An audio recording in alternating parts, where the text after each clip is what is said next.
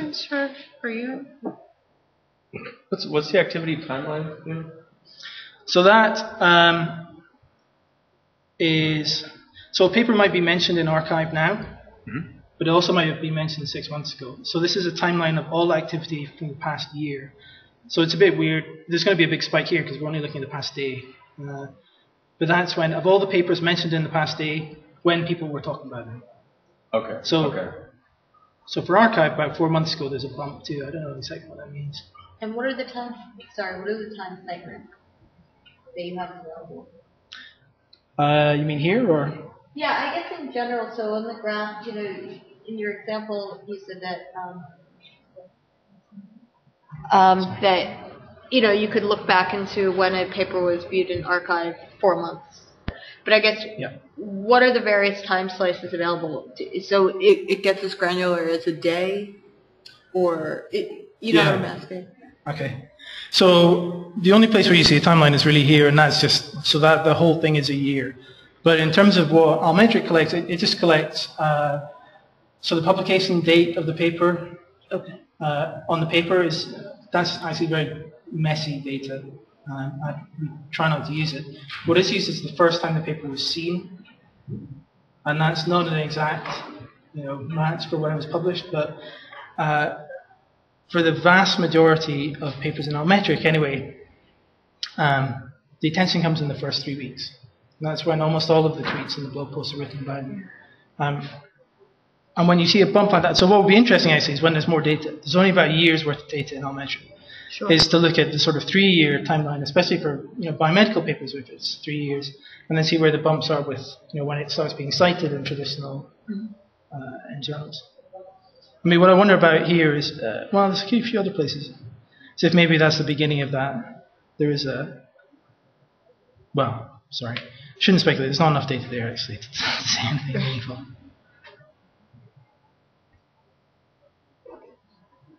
So what that will do is actually give you a chance to see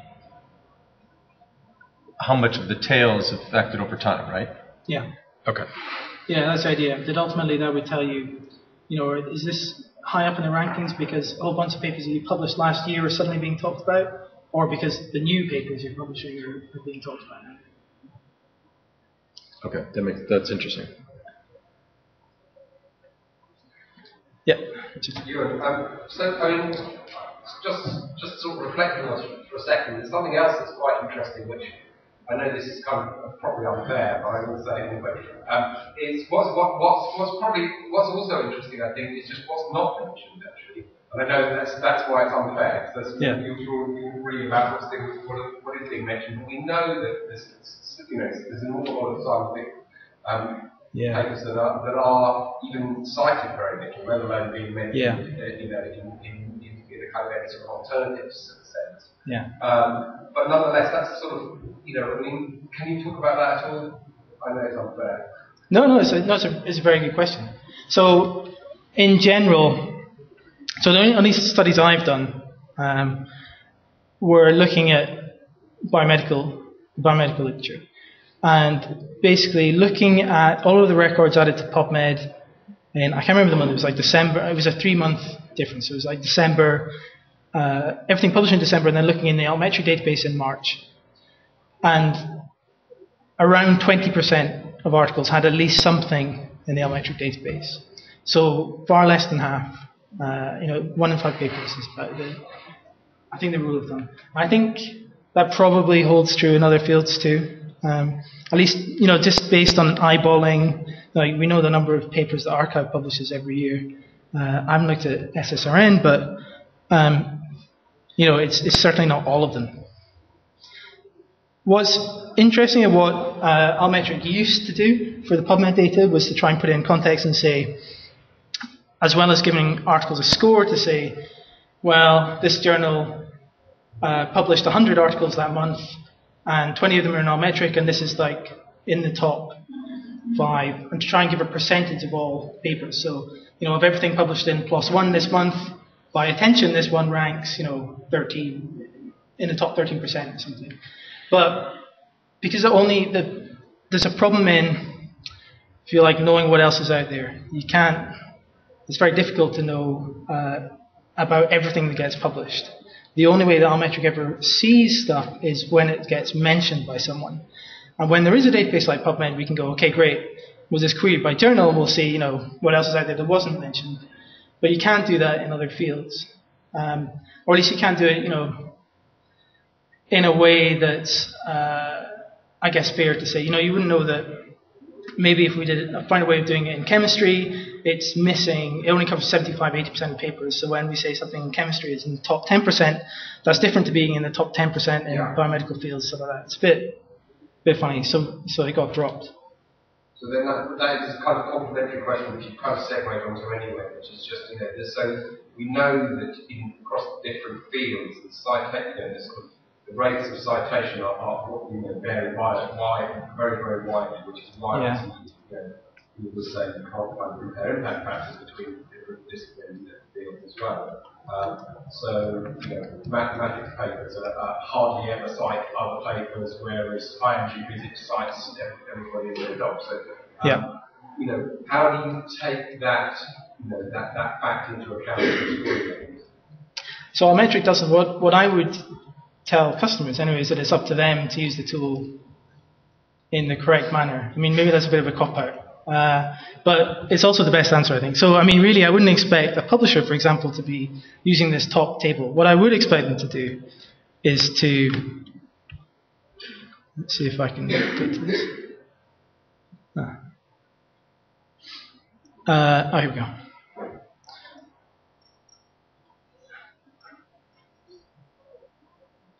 Should I add a medical journals one? So I can specify which journals I want included in the analysis. So what I would do would be, say I published the New England Journal of Medicine.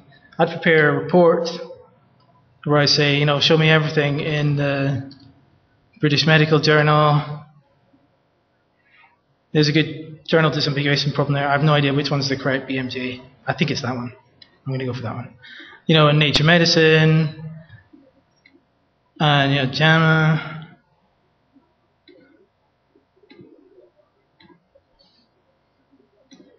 And whichever, you know, journals I felt were in my field, or, you know, relevant competitors, and I would use that as a table.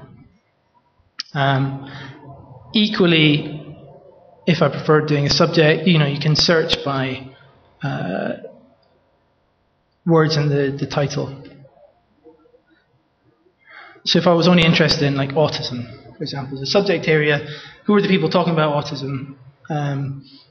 And how are they doing? So it turns out in the past 6 months, Nature's had 14 papers with the word autism in the title, and they're the ones that have been getting the most attention. So that's drilling down into the data set. And that's the way you have to do it. I mean, again, because we still don't have a clear understanding of what all these numbers mean, it's kind of, there is like a bit of an onus on the user to do the interpretation. Allmetric can show all the raw data, and it can, you know, rank as much as possible, but it's up to you to actually go in and understand what the meaning is, at least at the moment. Hey, Jason. Yeah, I just want to add to your earlier question. One of the things that we do get discussed a lot is meta-analysis data. So the coverage for Twitter tends to go a lot lighter, but I've done a couple of studies, you know, looking at big data sets where we see how many... Excuse me, could you use the microphone? Sorry, I'll just speak up, my fault. Looking at articles in Mendeley and trying to see taking the data set of articles and trying to see how many of them are in Mendeley. There's a lot of disparate data sets we're finding between 80 and 97% of articles in Mendeley. Which is pretty strong coverage, I mean, compared to many ways favorably to citation frequencies. And that, of all the metrics we've looked at in our research, is by far the most complete one compared to like Twitter or some other stuff. Yeah, that's a really good point. I should have said the 20% coverage thing. What I mean by that is it doesn't include reference manager accounts. That means a tweet or a blog post or a news story. That's true, but yeah, mainly. Jason, can you elaborate on what data sets you've looked at? Yeah, good question, sorry. I've looked at, and these are all in archive, you can search for them pretty easy, so there's like all metrics, not hard to find. But me and Heather before did one where we did data set of fall plus articles. There's about 25,000 articles. Of course, like mostly STM stuff. And then we also did another one with Judith Farallon that was about 1,500 articles, 1,200 articles, everything that had been published by people at the STM conference. So a lot of people who did various metric things in one kind or another. That was like 90% I think coverage, something like that. And then Judith just finished one for the Journal of JASIS, which is a journal of the American Society of Information Science and Technology in our field, and that was 97%.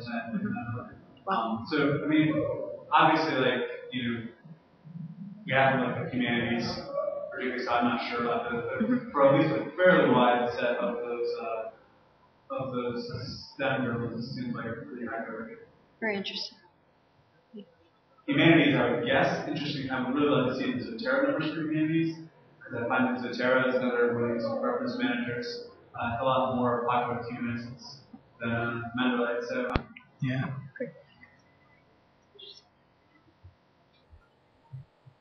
Which I suppose then begs another question. So your score, and I kind of totally take everything what I say about can't possibly weight it for different subject areas and so on. That wouldn't make sense.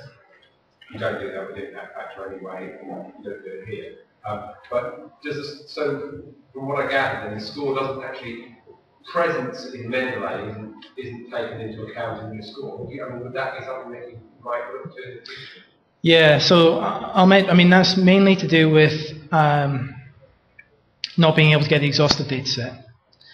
So, I mean, frankly, the problem with the Mendeley data is we can get it for specific IDs, but we can't get the bulk.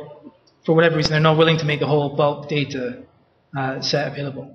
So it wouldn't be correct. And we could try and fake it or try and get as much as possible, but anything that might compromise the rankings, given that they're already very subjective and there's these problems with across subject areas already, anything that might compromise that kind of ranking. For example, some sort of bias in the Mendeley stats we were able to collect. Say, we managed to find 100% of the biomedical ones, but only covered 50% of the physics papers in Mendeley, is a bit of a no-go. So that's why the reference manager counts are treated separately. It's more like a sort of adjunct information, if you like. They are valid Almetric, but in terms of the way Almetric calculates attention, they're treated as sort of second-class attention, if you like. It's not, and in a way, I mean, yeah. What you can say about the attention that does get treated as sort of, input to the score is that it's always someone has linked to that paper. They've written about it. It might be pre-populated text fields, but it's still a little bit of text by the paper and a link to it, rather than just like a like or like a one-button press to do it all. So the bar is slightly higher than just saving the PDF and you've got it in your desktop reference manager, so it gets uploaded to the web. I mean, equally, the other thing that's missing from the Almetric score is the downloads, which would be another obvious sort of alternative metric, is just how many people have downloaded it.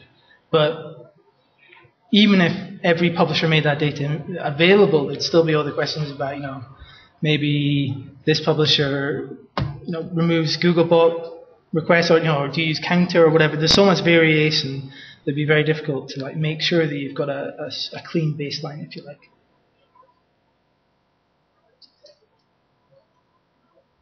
Okay. Well, thank you. I think we'll start our. Thank you, Ewan.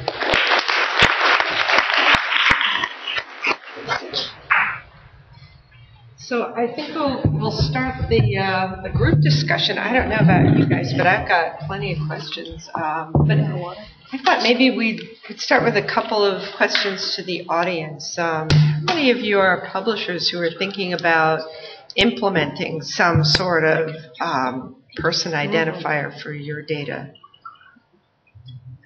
I have two. So I'm all about practicality. So I want to know, how are we going to do this? How does this work?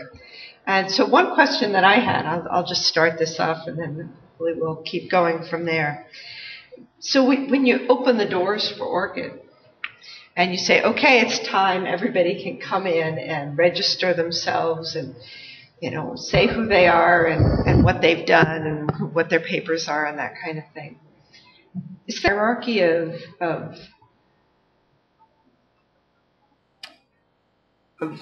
sort of organizational, or is the person the one who's the authority? So I could see, you open this up and you've got publishers who want to put their data in about their authors, and you've got institutions who want to put data in about their employees at their university, and you've got associations who may want to register their members, and you've got people who want to go in and register themselves. And how are you going to coordinate all that? I mean, I might go in a year and say, oh, there's 5 records for me. Right. They're all me. How do I resolve that? Right. Yeah, that's the big question, isn't it? So there's a couple ways we're trying to handle that, right? One is to be very thoughtful about what fields that you include in the ORCID record that are necessary. That would help us to compare 2 records that have been established and say, these look similar. We need to figure out if this is a collision or not a collision. So that's the first step. The second step, I would say, is to be thoughtful about how we roll out ORCID and how records are created in ORCID. So it will always be possible for an individual to create a record in ORCID. And I think what we are thinking about right now in terms of rolling it out is to work initially closely with those organizations that have a many-to-one relationship, right? So there's many employees but one organization, which will help us reduce collisions initially in the system. And then over time start to work more with the membership organizations or the places like CERN, for example, that have a many-to-many relationship, many organizations, many people, where you will necessarily have many more collision opportunities, possibilities for 2 people having 1 record, to kind of help minimize the number at the beginning. Now, the third thing is to understand and accept, hard as it may be, that there will be some cases where an individual has more than 1 ORCID record, period. I mean, and we have to plan for that, and we are planning for that. And to say, look, if that happens, part of what we do in the back end is have a process for creating parent-child relationships between records. So you can have 1 parent record that under it has many child ORCID records, and that would almost be treated similarly to how you would have, multiple identifiers associated with your ORCID, whether that's your REPEC or your archive or your researcher ID, right, are all associated. You can have potentially multiple ORCIDs associated with the parent ORCID, and in that way help to disambiguate what's there. And then the other big piece of this is how are we going to, moving forward, deal with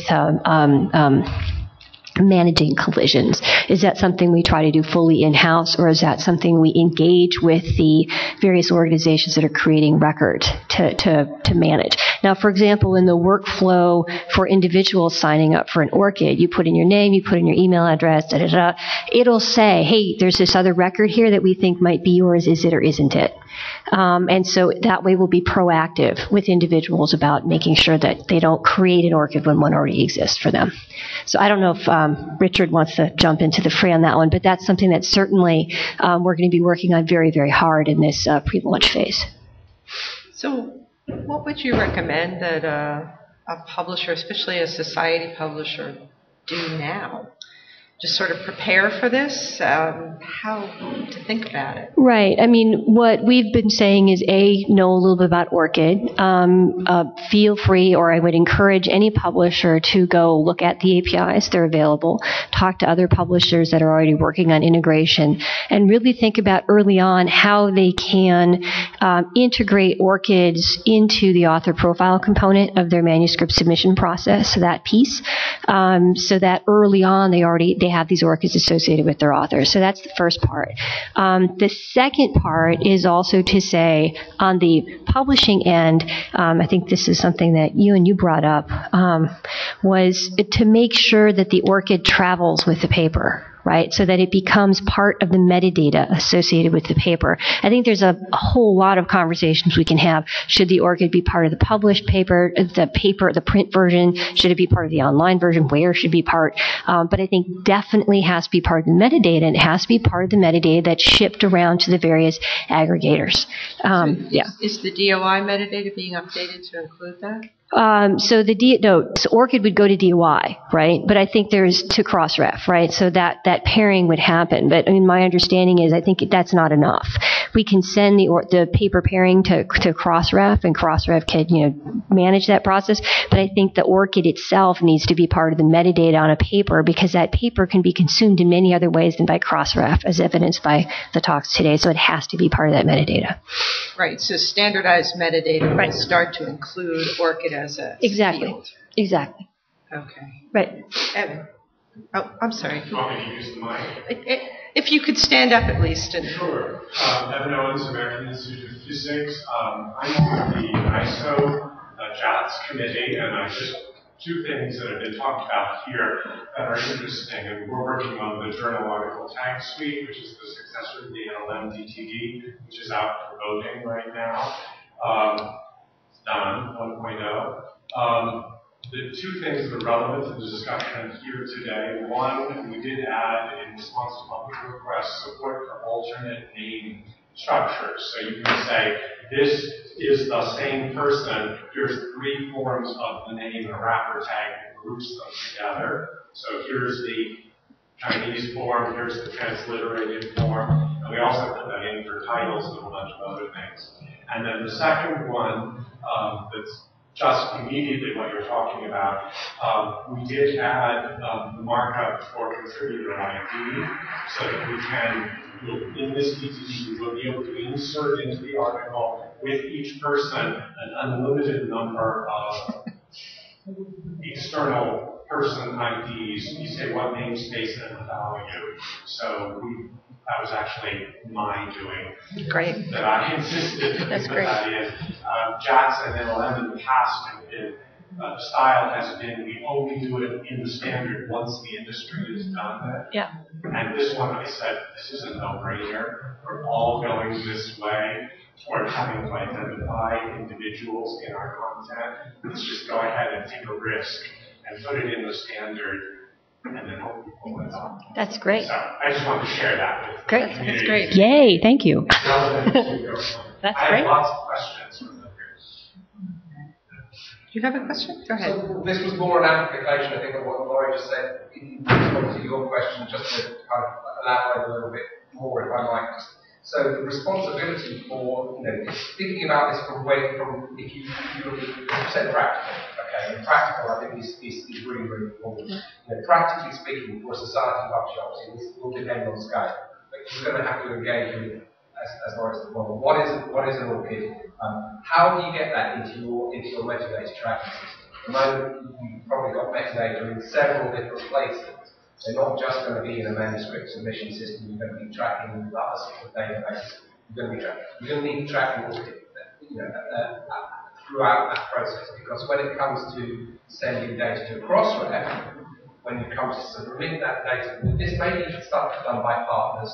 It's quite likely that your publishing platform partner will be submitting data actually into the Crossref database, but they're not going to be able to submit that data with an ORCID unless you manage that through the process. And so in a way, that looking after the metadata, creating the metadata in the first place, from the point of view, looking at it all the way through from manuscript submission all the way through to publishing, that extra element, which is the ORCID, needs to be tracked, and it needs to be submitted to Crossref, and so that it gets into the whole ecosystem. So from a practical point of view, it's examine your workflow, work out where you've got to make modifications. You may need to talk to a vendor, you may be working with multiple vendors. With multiple vendors who look after the manuscript submission piece for you, who look after the offshore data conversion piece for you, who look after the type setting, who look after the publishing platform. You've got to be engaging with all of them and saying, what's your story about ORCID?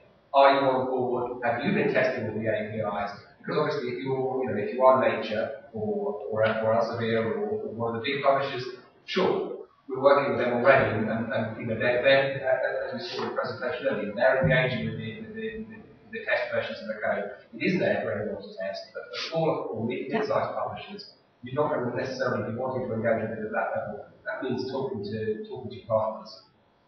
Sorry, I just wanted to fill that in. No, I absolutely agree. I mean, but the manuscript submission system is where it starts, and if you don't start it there and force it through the rest of the system, you've lost it. Right. Yeah. So it's great to hear that it's going into JAX as well, because that gives us the ability at the XML level to make sure that we've got that, which then is what Laurie just said about making sure that the actual online version has, you know, all the PDF or the HTML or HTML5 or whatever we still might have. Is all good. It's got all these in it. Right. Yes, go ahead. Hi, I'm Rashmita from Japanese Communications, and I'll just give a brief background of our organization so you can understand where my question is coming from. We work with authors worldwide, but our major client base is in East Asia, Japan, China, Korea, and one of our goals is to kind of help bridge the gap between the East and the West, and help our clients build a profile so that they're more friendly, you know, to Western organizations for funding, etc., and help them find collaborators, things like that. And so for this, we've been following, you know, altmetrics, Science Card, Orchid, all these things with interest because we're hoping that that will help us build these profiles and get that kind of information for them. But the problem we face is when we go into these things, the presence of Japanese authors is kind of low. Korean authors is kind of low. And I don't know, like, is it because of a marketing thing or is it because of a language barrier? But are there any plans in the future to kind of make these more global and to get the maybe the non-Western authors into the systems as comprehensively as we do? Do you mean they're not in the journals that are being indexed, or do you mean that they're not being represented in other kinds of databases? I'm not sure what you're saying. I think they're not getting so with a lot of our clients, they'll publish in English language Japanese journals, and those aren't, you know, counted in a lot of places. And so for example, using Science Card for some of our clients, you know, just doesn't work because where they publish is not included there. So. Right. Yeah. Well, I can think of. I think the short answer is yes. I mean, I can't speak for the other tools, but I imagine it's the same deal. I mean, there's kind of two issues, and the first is just knowing where these journals are and making sure that they also, you know, for a lot of the smaller journals especially, you don't necessarily have, like I said, DOI is the de facto, you know, the standard and everything, and you know, almost everyone does it for Google, puts metadata in the pages for Google Scholar, but actually, it's the smaller journals that tend not to, especially when it's a homegrown system. You know, you know, if they bought it from a journal publishing system from a vendor, they probably have that stuff coming for free, but not everyone does. So first, just knowing about those journals, you know, having them indexed in Web of Knowledge or Scopus or you know, any other, just, I guess, in library catalogs is the other place where we get journal names from, would be the first thing. And then the second problem is it will be a cultural thing, at least from the Allmetric perspective. So you get some weird things in data. For example, because Allmetric tracks Twitter, say, a lot of, I'm sure if you look at the geographical breakdown of people, of how papers are mentioned, and you compare it to the geographical breakdown of users on Twitter, there's going to be a correlation, right? In Japan, certainly in China, Chinese people don't use Twitter. They use, you know, Weibo or any number of the other messaging services. And it's actually really difficult to get data out of those. And certainly I'd love to, but it's just, you need a license from the government to be able to use the Weibo API. You know, and there's no way that, certainly Western startups, I don't think, at least before they're funded, can do that kind of thing properly. So, yeah, it's a bit of, I think the will is there, but, yeah, just impractical at the moment. Right. I think. Yeah, I wanted to mention that actually in Researcher ID, we have a large number of members from Asia, the countries that you had mentioned, because in reality, I think that people with Asian names or multi-part Latin American names are really the people that need author identifiers the most. Also, within our platform, we can, it's Unicode compliant, so you can actually have both publications as well as your name information in the native language text, and it's with the various search options that are available to anyone. If you go to researcherid.com, you can search it. We actually have a geographic heat map that shows the location and other various things. So I think encouraging your members to participate in these various activities would definitely help as well. One of the things that got us started on the foreign language networks was a conversation I had with Richard Staley, German finance scholar, and about 7 years ago. And he said, Richard, I said, thank you for your papers. And he said, well, you don't have all of them. And he didn't mean it as a cutting remark, but what he basically was explaining to me was that, he does a lot of securities work. So his securities work is on the German market. So he writes his 60-page paper on the German securities market. And then he kind of synthesizes it down to a 30-page paper that he translates into English, and that's what he submits to SSRN. And so it got me thinking about that a little bit. And then last year, took me a while, but last year I finally figured out how to connect some of the dots, and I was in India, and some of the scholars at SRM University in Chennai were explaining to me that they just don't think, even though it's British English, they just don't think that the research should be in SSRN. And so what I realized at that point was that what they were talking about was, research about the slums of Mumbai, for example.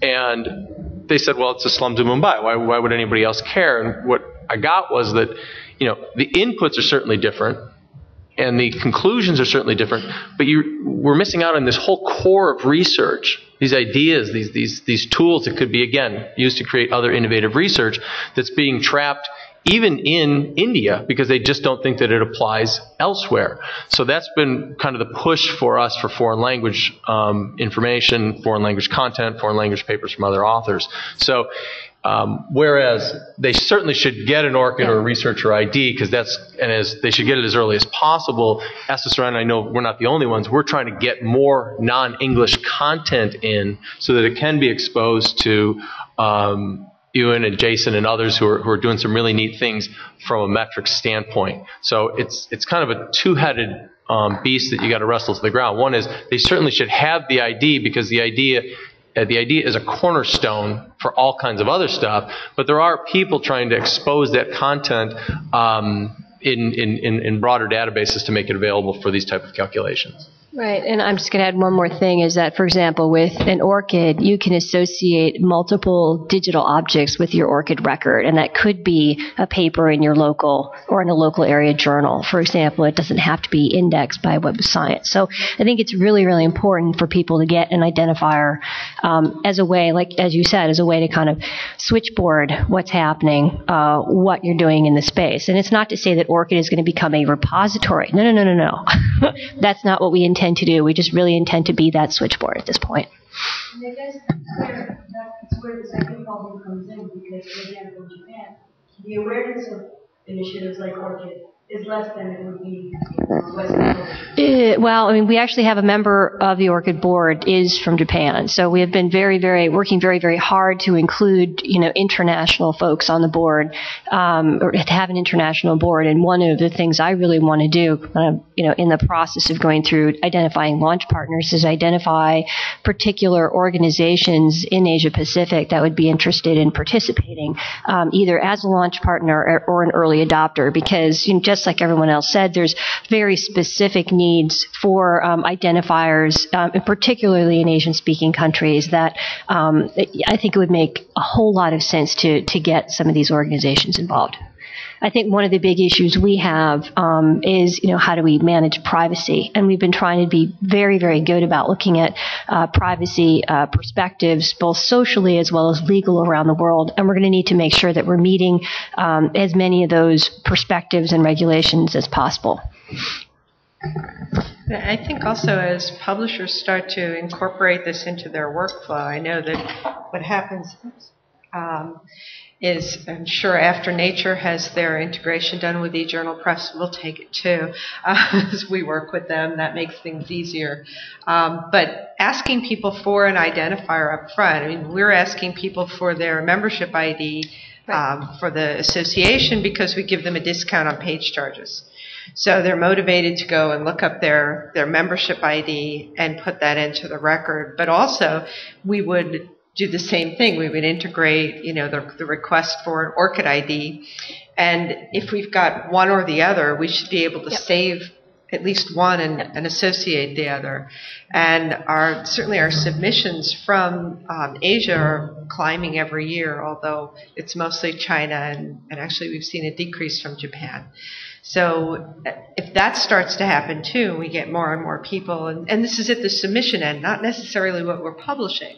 So if we're asking the question up front, that's many times more people than those who actually eventually get published. And I know for us, we would do it for every author. To me, it's not worthwhile just to do it for the corresponding author. Sure. Anybody else have questions, or do you guys want to ask each other questions? I think you had more questions. Sure. Yes, there's some of them. Talk a little bit about self-assigned versus deduped or collectively assigned. I mean, in Web of Science, you've disambiguated the content after publication and said these authors are the same. In our unified product, we've done the same. Everything we've talked about for ORCID is author signs up and it comes up front. But are we going to have a collision at some point where at the article level, where all these feeds of existing disambiguation get fed into ORCID and then they disagree about something? How are we going to maintain that? Yeah, I was just telling a story at break about me, and I've got 2 papers that are running into press right now. One paper has my former affiliation and one paper has my current affiliation. And I have actually one a meeting coming up a couple weeks from now where I actually have 2 different papers with 2 different affiliations, right? And because I've been in this job for 5-6 weeks, right? So this is going to happen at transition points. And so the meeting organizer actually got back to me and said, is this an error? And no, it's actually not an error. Leave it be. So yeah, I mean, I see it in my own personal life. I know it's going to happen. And one of the things we're going to need to control for at ORCID is what information is flowing back and forth. Things need to be time-stamped, and the author needs to have control over what information does flow and shouldn't be prompted to say, no, that's wrong, and have it overwritten if they don't want it overwritten. Yeah, so there's a lot of, hey, this is going to work, it's going to be easy, and then when you start digging into it, you realize, what, this actually has a lot of wrinkles in it that we need to account for and manage. So you'll maintain some sort of a history? I mean, that's the idea right now, is that nothing ever gets thrown away. So there will be a history, a log file of what changes are. The person establishes, I was here for this time period, then I was here, and yes. I was a visiting professor, and I did some work there. And yes, yeah, and we also have to account for the fact that somebody may have joint appointments at 2 different universities at the very same time. So these things have to be managed, yeah. Okay. Any other questions? Yeah, go ahead. Yeah, that's interesting. I was going to ask the same question about maintaining historical affiliation with something you're referring to as well. And one of the keys that we're bringing home in this session is how publicly available all these identifiers need to be in order to get them flowing through the whole ecosystem to make analysis and diagnostics possible. And I want to clarify one thing Ewan mentioned on the institutional identifiers being publicly available. Ringgold Service does have a public view that allows top-level information to be found by institutions and get their Ringgold ID or legal name, and by the end of the year we'll have ISNIs incorporated into that. So I just wanted to put that out there. And one other question for the group: are there any questions that you would really love to be able to answer with data that you can't now? What's the one thing that, I mean, there's so many, but how much time do you have? Yeah. How much time do you have?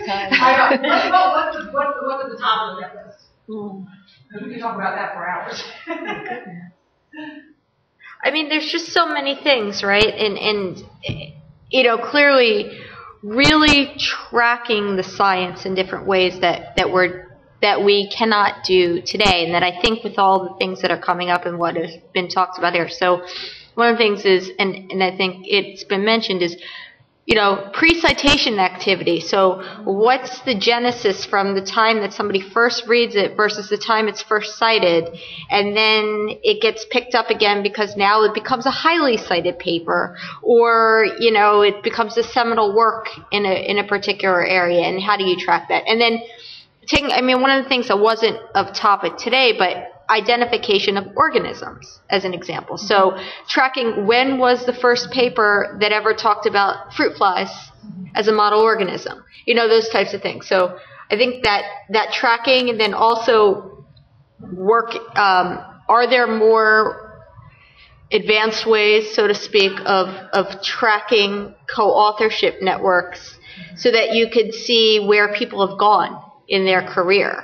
I think that you could potentially have a career, site, perhaps for scientists. I know that there's some sites out there with like the Vault, and LinkedIn has a career explorer. But essentially, if you are a postdoc, you're looking for a lab, you want to know where have other people in the lab gone, have they gotten grant funding, these other things, and some of that can be found a little with a lot of digging with the citations today, but I think that using identifiers could definitely help you on those types of activities.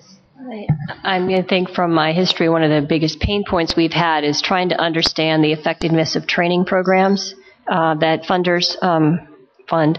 And, it's hard to know even who's participating in these programs. And even when we have a list of names, it's hard to know what happened to them after they participated in the program. It's very, very difficult to link them to any publications, any other kinds of outputs from that project. Hard to know if they even graduated from the program and where they went after they participated in that program. And I think one of the biggest questions is, how do you define success? Right? And a lot of how success is defined now is because of what we're able to measure. And what can we measure? We can measure citations for journal articles, which is great. And I think it's a useful measure. I think it's, something we should be paying attention to, but it's certainly not the only way to measure success of someone's contribution to the research enterprise. And so,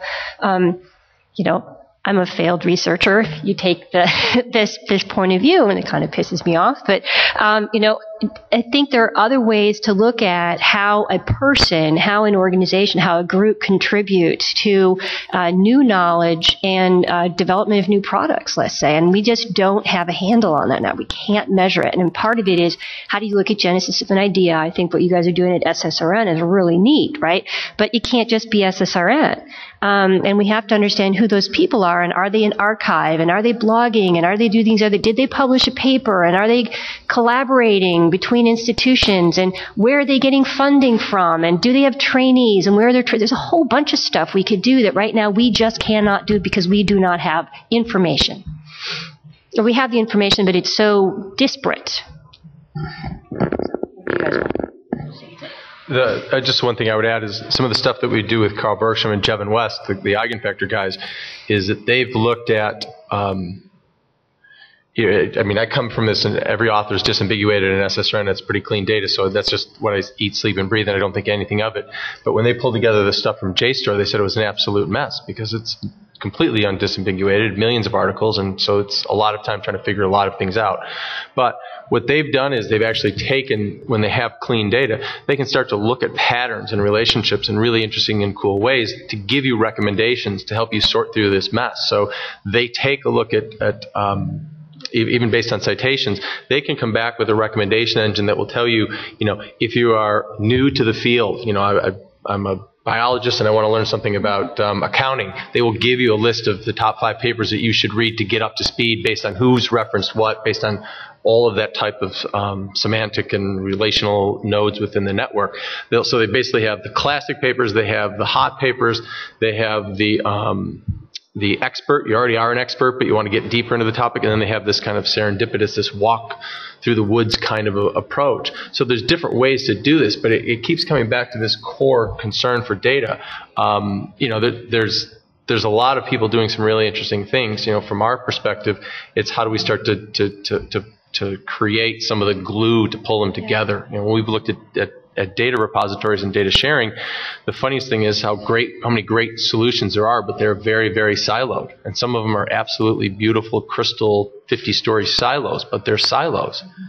And so what we're talking about is how can SSRN help? And it's just in the social sciences and humanities, and maybe other people can take it from there. But, you know, if SSRN is capturing information early in the process, how do we start to capture data? How do we make that data available? And maybe some of it should be available, some of it shouldn't be available, but how do we get it into the other places so that, as I said earlier, there's very important granular work to be done on a disciplinary level that shouldn't be done at 20,000 feet, but you got to be able to capture it to get it into those different little silos. So a lot of it is just trying to pull together the different pieces. So actually, Anel and I spoke a little bit about this before, but what I think would be very interesting to do with the existing data set is to start characterizing citations more. So, you know, there is this citation ontology from David Shotton in Oxford. And really, can we move beyond, like, this paper has 100 citations to, you know, this paper has 95 citations where the person has said, this is the paper about the software package I've used. Like, 3 people are saying, like, I've improved on it, or I disagree with something they're doing. You know, 2 people have said this is an awesome paper. You know, can we characterize why they're getting the citations? Because there's as many reasons as there are, you know, it's exactly the same thing with Almetric. You can tweet about a paper for lots of different reasons. You also cite a paper for lots of different reasons. And that should impact, you know, if we are going to be using, as we already do, we're going to be using this stuff for talking about people's careers and, you know, ranking people and all these metrics apps. I think we need to understand, like, the context of that number, like why.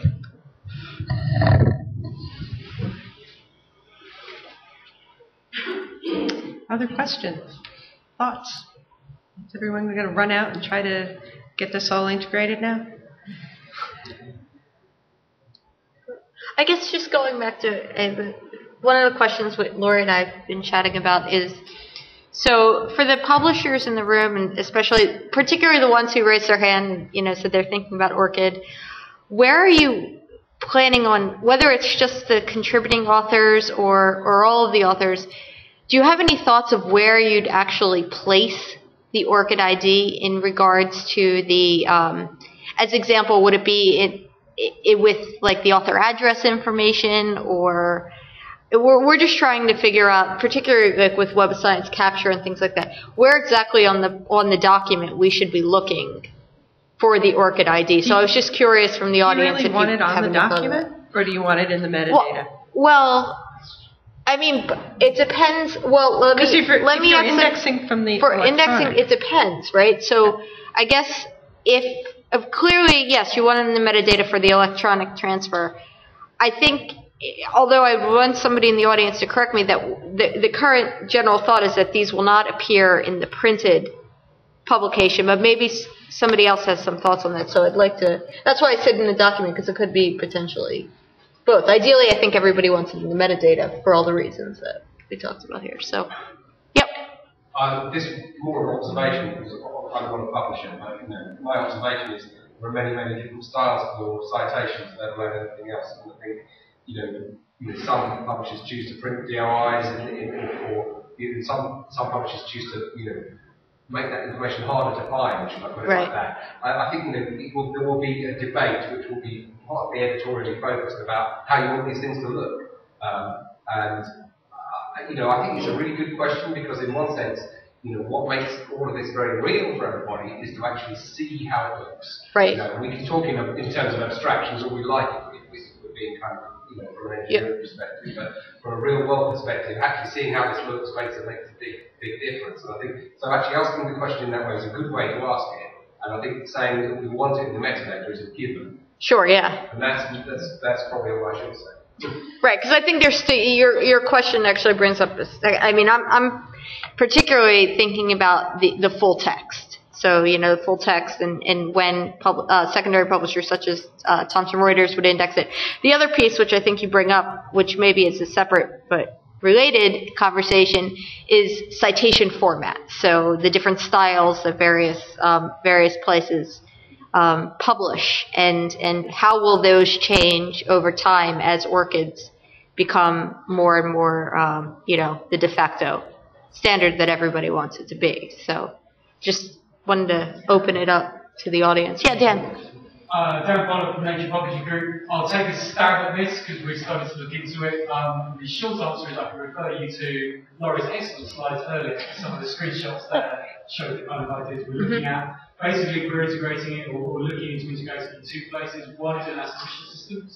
Two is sort of the reader on our website. I'll come back to all that in a minute. For our submission systems, it's a case of getting it as early in the workflow as reasonably possible. So our notion is that as the corresponding author comes in, they're going to have to put in some basic information right there. We can offer the kind of, got an ORCID question mark, click here for more information. They can take them out to claim or get an ORCID, go through that process, and then round trip them back into our website and basically pre-populate part of our submission form with the common information between that and the information the ORCID record. Right. So actually, if you like, on the first page where you fill in the basics, because we think that's where it's like in terms of most benefit. Of course, there's a nuance there that will depend on how much information they have chosen to make public from their ORCID information, etc. So there's a whole. I think we came out to about 14 possible use cases for author submission systems, just teasing through those different possibilities. They've got one, they haven't got one, they've got one, they've claimed it, they've made this available, not that, all that kind of stuff. On the reader side, it's probably a bit more subtle. So I think the point about reference citation styles was interesting. But there's also things, our notion is, it's almost to make it transparent, because ORCID has a linking utility, as we talked about earlier. So notionally, you've got a paper, it's online, you might want to allow somebody to mouse over or click on an author name in the paper and pop up some useful information. Whether that will actually show the ORCID, we're not so sure about. What would be more useful is to sort of be able to pull in some information that you can get by referencing that ORCID link. Now, of course, at some point in that use case, in the early days, you probably want to promote the ORCID because, of course, some author names will have this magic and others won't. Right. So there could be an opportunity to create some of action there. And no, we haven't talked about putting it in print. It doesn't seem much more to it. Right. Is there a recommendation in ORCID to put them in print? I mean, with the GOI, there was always, you should put this in print. Well, again, being an author and being told to cut, and looking at the size of the ORCID, I find it really hard to say that would be practical or anything I would want to do to say you must put the ORCID into print. But I think this idea of using it as a way to link or bring in information to provide, the depth on who this author is and what other works they have, I think is a fabulous way. And I think also in an online publication to have either that ORCID, put into the online as another piece of information may be appropriate. So one thing which may not apply to every publisher, especially for publishers with multiple journals, they may actually find they've got duplicate author records, especially when you get to the referee side of things, whereas often editors want to keep their referees' deliveries separate for reasons of confidentiality or best practice or whatever. So the ORCID is actually a way of helping publishers work with their various authors to have to clean up or cross-link their internal databases. So there's a whole bunch of kind of hidden use cases that you very rapidly get into on that. It's a bit of a tangent maybe, but I'm just thinking about it in print. So one of the themes of the conference is mobile, and what I always wondered is why, we can talk about having the ORCID ID in print. It doesn't necessarily need to be like the static 16-digit code, right? We could have a QR code or something. You could say, if you've got a mobile phone, it's in print, it takes up a centimeter squared or whatever, but if you point your camera at it, you can go to the ORCID page for that author. Right. That's something we've talked about a little bit is, other ways of displaying the ORCID. Is it that little gray box? Is it the actual URL? Can it just be the link behind somebody's name? There's many ways of thinking about either linking to the content or bringing the content into the existing frame. Yeah. Right. Yeah. This might be like a small matter or whatever, but just updating information. If you have the information coming from places, publishers, or universities, then an author, let's say, changes the affiliation. how does that updating work? Does it work like the next time you go for submission, you do it, or you have to go to ORCID and do that update, or does? Yeah, that's another fun question. The idea is you have many different places you work, right? And some people may prefer to work and update in their ORCID record. Some may prefer to work and update in a Vivo. Some people may prefer to work and update in their RepAc profile, right? So I don't think ORCID is out there trying to say you must work in the ORCID record. No, the idea is ORCID is linked to these other things, and by virtue of either receiving data from through an authorized API link, right, or somebody submits a manuscript, and in that process this thing clicks through. You don't have to be in the ORCID to do the update. The ORCID record can receive updates from other places and send updates to other places.